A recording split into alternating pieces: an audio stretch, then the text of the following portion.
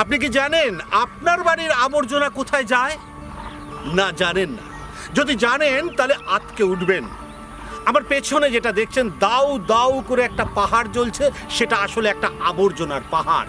আর সেই আবর্জনার পাহাড় আপনি তার দায়। আপনি সেই আবর্জনা পাঠিয়েছেন এখানে।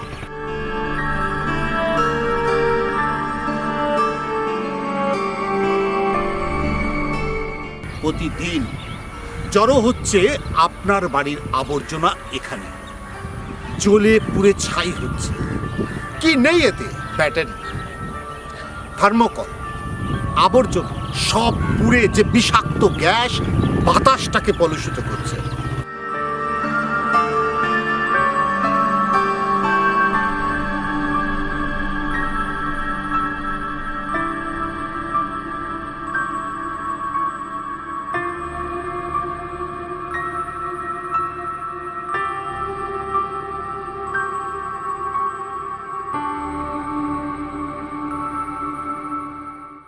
আপনি কি ভাবছেন যে আপনি অনেক দূরে আছেন বলে সুরক্ষিত?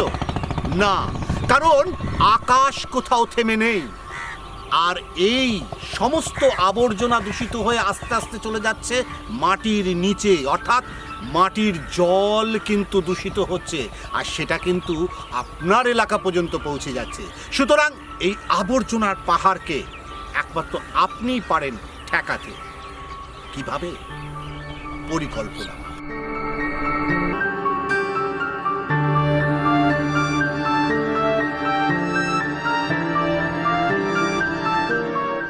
ঠিক করে ফেলুন আপনার বাড়ির আবর্জনাকে আপনি কিভাবে ব্যবহার করবেন, অর্থাৎ পচনশীলগুলোকে আলাদা করুন আর যেগুলো পচনশীল নয় সেগুলোকে আলাদা করুন।